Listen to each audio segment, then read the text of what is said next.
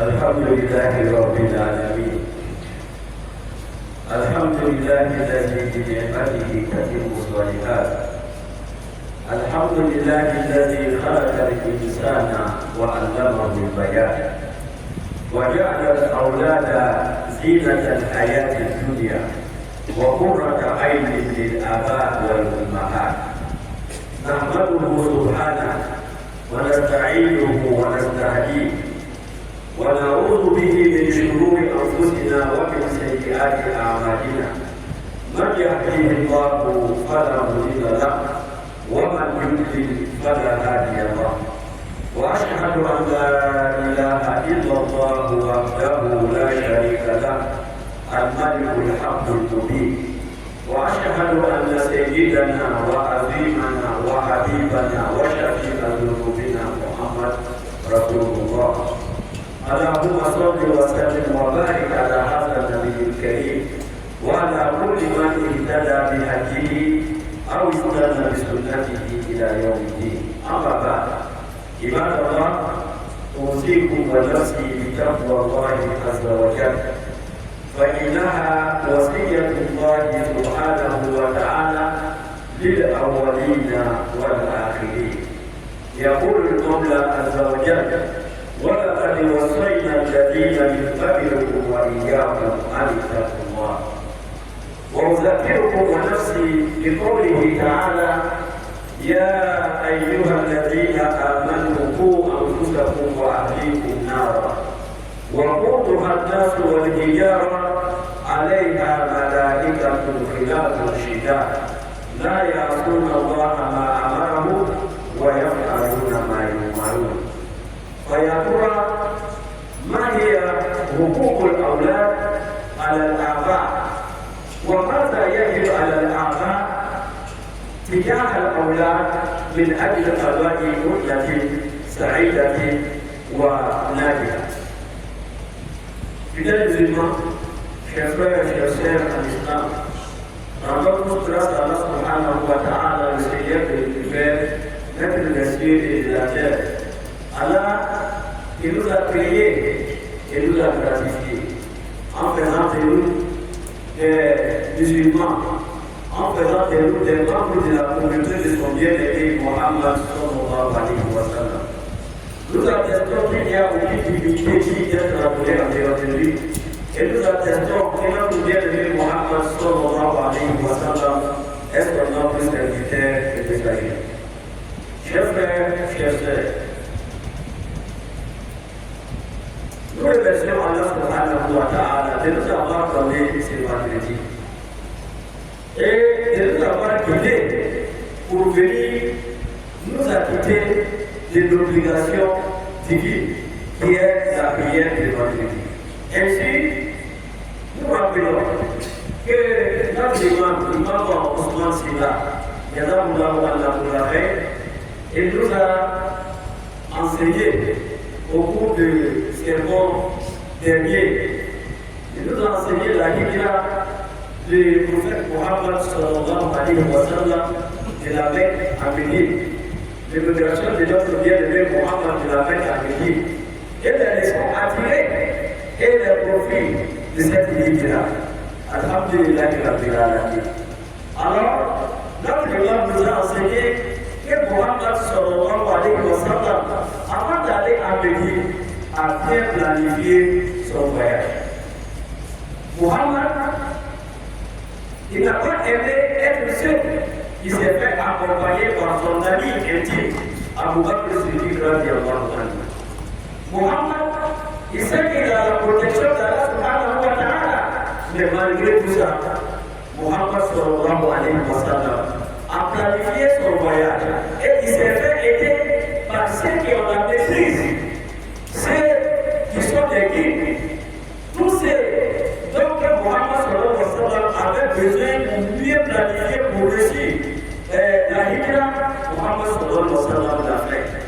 Et c'est tout le verset de notre imam pour ces missions magistrales, Inch'Allah. Allah le bénisse abondamment. Alhamdulillah, aujourd'hui, nous allons changer un peu le sujet. Nous allons aborder le poids des enfants sur les parents. Là, si Allah subhanahu wa ta'ala te donne de l'enfant dans cette vie, sache qu'Allah t'a gratifié. Les enfants sont des grâces d'Allah subhanahu wa ta'ala. Allah qui le donne à qui il veut, sans regarder son statut. Est-ce qu'il est riche, il est pauvre, il est au village, il est en ville, quel que soit où il se trouve, si là, Allah subhanahu wa ta'ala a voulu, il lui donne. C'est Allah qui donne les enfants. Les enfants sont des dépôts d'Allah subhanahu wa ta'ala auprès des parents. Alors, fidèle musulman, Allah il donne quand il veut, à qui il veut, et comment il veut. C'est ce qu'il nous a dit dans le Coran. يهب لمن يشاء إناثا ويهب لمن يشاء الذكور أو يزوجهم ذكرانا وإناثا ويجعل من يشاء حكيما. Allah, s'il veut pas donner les garçons, rien que les garçons, ça vient d'Allah subhanahu wa ta'ala. S'il veut pas donner des filles, rien que des filles, ça c'est Allah subhanahu wa ta'ala. S'il veut pas mélanger aussi, garçon, fille, garçon. Et certains, Allah subhanahu wa ta'ala va les empêcher d'avoir des enfants. Tout vient d'Allah subhanahu wa ta'ala. Mais quand Allah te donne des enfants, sache que c'est grâce qu'Allah subhanahu wa ta'ala t'a donné une grâce. C'est grâce-là, Allah subhanahu wa ta'ala il te demande des choses. Parmi ces choses, qu'est-ce qu'il dit? Il dit, dans le Coran c'est écrit, Yusikumullahu fi awladikum. Allah subhanahu wa ta'ala il vous conseille au sujet de vos enfants. Parmi les conseils d'Allah subhanahu wa ta'ala au sujet des enfants, dans la Sourate 66, Sourate Al-Tahrim, verset 6, Allah subhanahu wa ta'ala il va s'adresser à nous, il va nous dire Ya ayyuhallazina amanu, vous qui avez cru, vous qui êtes des musulmans, vous qui avez accepté Muhammad sallallahu alayhi wa sallam comme votre guide, votre prophète, Allah s'adresse à vous, il vous dit pour anfusakum wa ahlikum nar, protégez-vous et protégez les membres de vos familles du fait de l'enfer. Voici ce qu'Allah nous demande. On est venu dans ces bas-là, l'objectif de notre arrivée, ce n'est pas ces bas mondes-là. L'objectif de notre arrivée dans ces bas-là, c'est de travailler pour réussir la vie de l'au-delà. Alors comment on puisse réussir la vie de l'au-delà? Muhammad Allah subhanahu wa ta'ala, il nous donne des orientations. Il dit, il faut travailler toi-même pour te sauver, c'est la première des choses. Mais ça ne suffit pas. Il faut travailler aussi pour que tes enfants soient sauvés, pour que ton époux soit sauvé, pour que tous ceux qui sont les membres de ta famille soient sauvés. C'est ce qu'Allah subhanahu wa ta'ala te demande. Ali ibn Abi Talib radiyallahu anhu, pour expliquer le contenu de ce verset, il a dit Allah subhanahu wa ta'ala demande deux choses au sujet des enfants. Ces deux choses, c'est quoi? Il dit Allah nous demande il dit Allimuhu wa rabbuhu. Enseignez à vos enfants comment lire, comment écrire. Le verset nous demande cela. Au deuxième sujet, le verset nous demande d'éduquer nos enfants. Il s'agit de deux choses, l'éducation et l'enseignement. Les enfants ont beaucoup de points sur nous, mais ici, nous visons quelque chose qui est le moment où traversent aujourd'hui nos enfants. Voyez-vous, les écoles sont fermées, les examens à grand tirage aussi est fini. Oui, nous sommes en attente des résultats du bac, mais les enfants ne vont plus à l'école. C'est les grandes vacances. Alors, comment les enfants doivent passer les vacances? Surtout les enfants musulmans. C'est un sujet à réfléchir. À ne pas laisser comme ça la période de vacances passer sans que l'enfant n'y bénéficie. Parce que c'est du temps. Mais c'est quel genre de temps? L'enfant qui se sent libre. Il n'a pas de préoccupation. Est-ce qu'il faut le laisser libre pour faire ce qu'il veut? Alors, si tel est le centre de vacances chez nous, nous avons raté, nous avons échoué.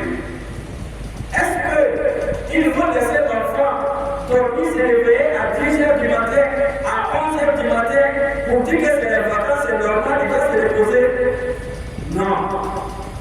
Est-ce qu'il faut laisser les enfants avec les écrans? Ça dit qu'il regarde la télé du matin jusqu'au soir parce qu'il n'a rien à faire? Ou bien il faut le laisser avec son portable jouer comme il veut? Non. Si tu es parent, tu as des responsabilités envers les enfants. Il faut les aider, il faut les surveiller. Alors nous disons que les enfants, c'est comme tu laisses le fait. Si tu ne fais pas attention, les 10 ans que vous avez pris à construire l'éducation de vos enfants, pendant les vacances, tout sera ménagé. Souvent, on envoie les enfants aller passer des vacances chez leurs temps. Mais souvent, les enfants arrivent là-bas, ils vont trouver que le niveau de l'éducation qu'ils ont reçu chez toi, là-bas, ce n'est pas la même chose. Là-bas, les enfants, ils ne sont pas obligés de prier. Personne ne demande aux enfants d'aller prier. Alors, quand tu avais l'habitude de demander à ton enfant de prier et de respecter les heures de prière, alors l'enfant là-bas, pendant les 2 mois, pendant les 3 mois, il va apprendre à ne plus prier. Vous voyez que ça devient dangereux. Et beaucoup de fois, les relations intimes entre les enfants, ça commence pendant les vacances là. Tu envoies ton enfant chez quelqu'un, alors, là-bas, il y a les filles, il y a les garçons, ils sont mélangés à la maison, il n'y a pas de contrôle. Ce que tu as construit, ils vont venir du bruit. Alors, c'est pour cela qu'il faut faire très attention. Les vacances sont des périodes très très sensibles pour les enfants. Il faut les surveiller. Il faut leur donner des programmes qui les permettront de passer des bonnes vacances. Alors, c'est pour cela que Cheikh Aïda nous a instruit aujourd'hui d'interpeller nos fidèles à ce qu'il faut faire pendant les vacances avec les enfants, surtout la jeunesse. Ne te dis pas que je suis jeune, c'est les vacances, je dois me distraire. Non, c'est le moment de travail, les vacances. Mais qu'est-ce qu'il faut faire? Quel travail nous recommandons aux parents? Quel travail nous recommandons aux enfants? Alhamdulillah, Rabbil Alamin. Fidèles musulmans, quand on est parents, on a des enfants avec nous à la maison, et que c'est les vacances, alors il faut regarder un peu notre environnement. Nous avons inscrit les enfants à l'école pour qu'ils puissent apprendre à lire et à écrire. Ça, c'est très bien. C'est ce que l'islam recommande. C'est ce que l'islam veut. Quand on a des enfants dans le monde aujourd'hui et qu'on ne les scolarise pas, on devient l'ennemi numéro 1 de l'enfant.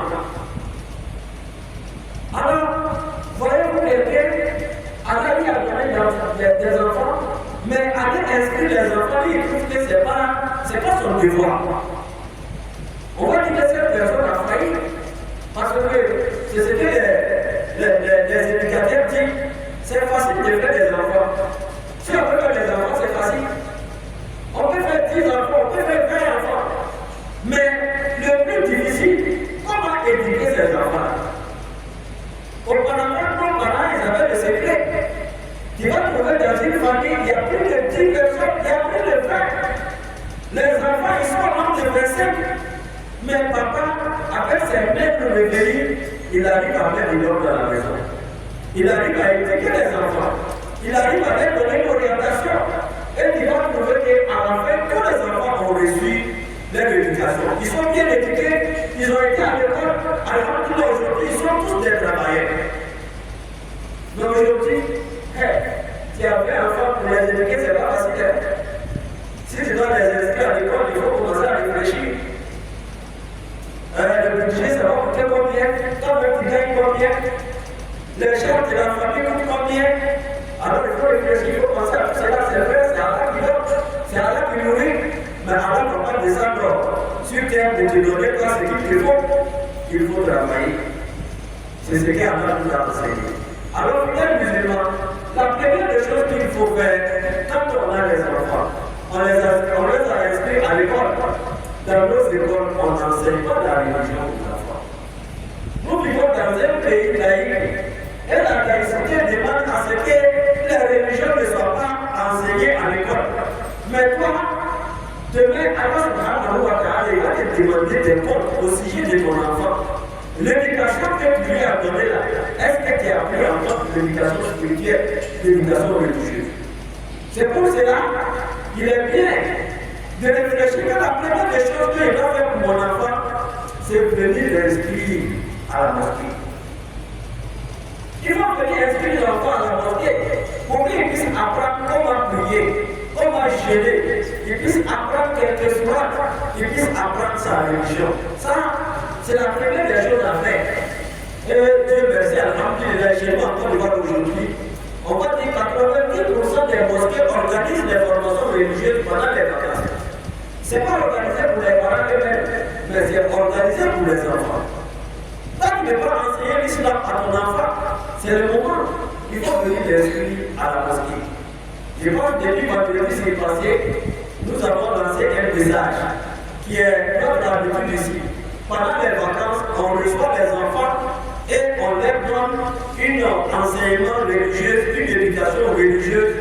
Et même après les vacances, on demande aux parents de ne pas, ça dit couper ces liens entre la formation religieuse et les enfants, de maintenir la formation les samedis.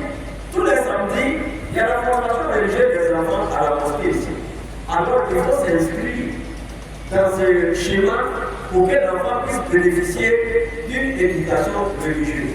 Ça, c'est la première des choses à faire. Deuxième des choses, toi qui es le responsable, alors il faut planifier un programme à la maison. Quand on dit un programme à la maison, ça ne veut pas dire qu'il faut venir faire des cours magistraux, il faut venir enseigner, non. Mais on a des choses qui sont très intéressantes dans notre religion. Alors il faut faire ce programme avec les enfants. Toi-même qui es le premier responsable, papa, c'est ton devoir. Maman, c'est votre devoir aussi. Alors, on a Asasul Al-Biya, on a Sirat Nabi Muhammad sallallahu alayhi wa sallam, on a l'histoire des prophètes et on a la biographie de Muhammad sallallahu alayhi wa sallam. Et biographie de Muhammad, ça est aujourd'hui à tous les niveaux. Il y a des livres pour tous les niveaux, pour les enfants, pour les adultes, il y a des livres un peu partout. Alors il faut choisir. Pendant ces vacances-là, nous allons vivre ensemble dans le jardin de la biographie de notre bien-aimé Muhammad sallallahu alayhi wa sallam. Il faut acheter des livres, il faut donner les enfants. Alors il faut avoir des séances de travail avec les enfants. Ils vont lire page par page. C'est pas toi qui vas lire, c'est l'enfant même qui lit. Une fois qu'il finit de lire, il faut lui demander qu'est-ce que tu as compris de ce que tu viens de lire. Lui-même il va expliquer. S'il y a des erreurs, quand tu vas compléter.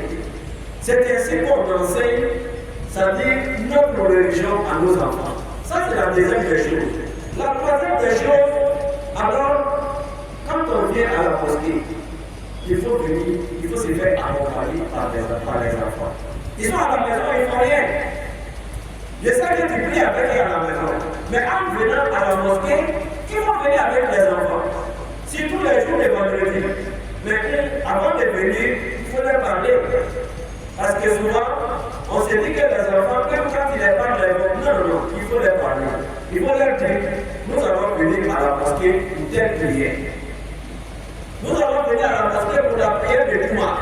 Une fois arrivé à la mosquée, c'est les zikr, c'est les prières, et dans le respect absolu, on ne fait pas de bruit à la mosquée.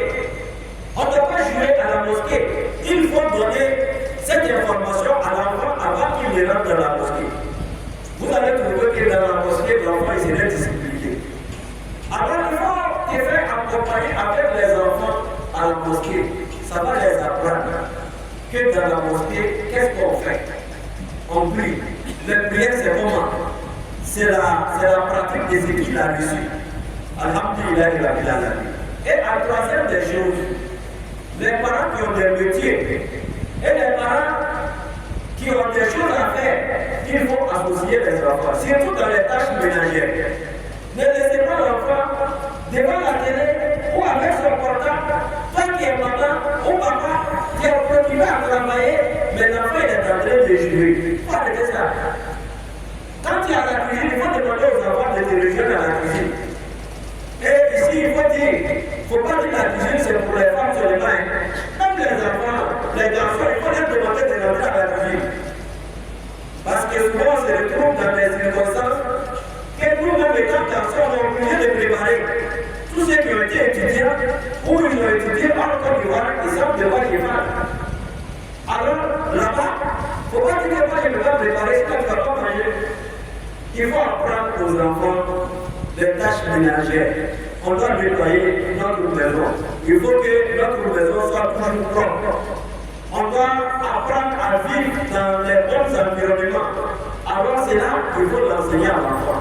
Si tu as des petits, il faut te faire accompagner. C'est ce que nos parents faisaient. Quand on demande à tous ceux qui ont plus de 50 ans ici, comment vous passez les vacances, ils vont te dire pendant les vacances, nos parents nous envoyaient au village. On partait travailler, cultiver des champs. Et en même temps, on apprenait beaucoup avant de venir dans les villes. C'est comme ça aussi, souvent il faut envoyer l'enfant au village pour qu'il apprenne ce qui se passe au village. Il apprend comment une société fonctionne. Aujourd'hui, on a des jeunes qui les employés de nos passés. Même quand ils leur donnent la parole, comment distribuer la parole quand on est avec les élèves, ils ne le savent pas. Tu vas rentrer dans les familles aujourd'hui, tu demandes qui est le responsable de la famille. Il n'y a pas de responsable.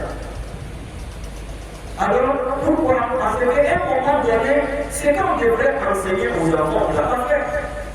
Alors, les vacances, c'est le bon moment d'enseigner nos traditions à nos enfants. Alors, en cinquième position, nous disons, alors souvent, il faut sortir avec les enfants. Il faut faire des petites balades, des petites sorties avec les enfants. Pourquoi pas? Il faut amener les enfants dans des restaurants, changer un peu, comment dirais-je, nos habitudes. Et les enfants, ils vont bien apprécier cela. Que papa nous a fait partir dans un restaurant, on a très bien mangé, on est rentré à la maison. Ça, il faut l'inclure dans nos éducations, il faut l'inclure aussi dans ce qu'on va faire avec les enfants pendant les vacances. Tout ne doit pas être à la maison. Souvent, il faut sortir du cadre de la maison et essayer de vivre autrement avec les enfants. Certains même voyagent avec les enfants, on félicite cela. Mais lorsque les enfants doivent voyager, il faut faire très attention. Il ne faut pas envoyer les enfants avec des collègues, avec d'autres enfants qui n'ont pas les mêmes orientations. C'est vrai qu'on fréquente ensemble, mais on ne partage pas la même religion. Il faut envoyer les enfants pour qu'ils bénéficient d'un encadrement religieux. C'est dans l'économie des vacances religieuses. Nous avons des colonies religieuses qui font passer des bons moments aux enfants, mais dans la spiritualité, dans le respect des normes de l'islam, avec l'éducation de l'islam. Ça fait 3 ans maintenant, nous avons des enfants qui sont envoyés à la Mecque pour effectuer la Umrah. À la Mecque pour effectuer la Umrah. Mais moi, je préfère c'est la Mecque d'envoyer des enfants aux États-Unis. Parce que là-bas, ils vont apprendre la religion. Ils vont apprendre à connaître le monde. Ils vont apprendre à connaître leurs prophètes. Ils vont apprendre à savoir réellement que ce que nous faisons chez nous, c'est notre religion, c'est un peu partout dans le monde. Et c'est ce que nous encourageons. Partout où l'enfant doit être pendant les vacances, il faut qu'il soit accompagné religieusement. C'est le rôle des imams, c'est le rôle des parents. Pour que l'enfant, c'est que nous avons construit des enfants démolis. Sinon là-bas, il va consommer de l'alcool. Parce que les autres consomment de l'alcool pour tout pays. Mais lui, c'est dit, les musulmans, ils ne consomment pas. Ils vont dire, c'est pas grave, tu peux goûter. Voilà, quand il goûte là, ça va rien te faire. Il va goûter aujourd'hui, il va dire, ah, c'est intéressant. Hein. Demain, il va goûter. Après, demain, là, ça ne plus goûter. Hein. Il va consommer. Pour ne pas tomber dans ces pièges, partout où l'enfant doit aller, c'est la responsabilité des parents. S'assurer que l'encadrement que bénéficie mon enfant est un encadrement qui respecte ma religion, qui respecte mes convictions religieuses. Chers frères et sœurs en islam, voici quelques orientations, quelques conseils que notre chef nous a donnés pour que nos fidèles puissent vraiment en bénéficier et se dire que les enfants qui sont fragiles, le moment qu'ils traversent, ce moment aussi est très fragile pour les enfants. Comme on l'a dit, un enfant, il faut le surveiller comme il laisse le feu. Il ne faut pas l'abandonner. Sinon, ce que tu as construit pendant 10 ans sera démoli pendant 1 an. Alors, nous en préserve. Allah subhanahu wa ta'ala nous guide sans cesse sur les trois chemins. Allah subhanahu wa ta'ala bénit nos enfants. À Dieu que l'éducation des enfants soit au cœur de nos activités. Et Allah subhanahu wa ta'ala nous donne la réussite avec nos enfants. Allah subhanahu wa ta'ala nous protège, qu'il fortifie notre foi, qu'il nous apporte le bonheur éternel. أقول قولي هذا وأستغفر الله العظيم الجليل لي ولكم ولسائر المسلمين من كل ذنب واستغفروه إنه هو الغفور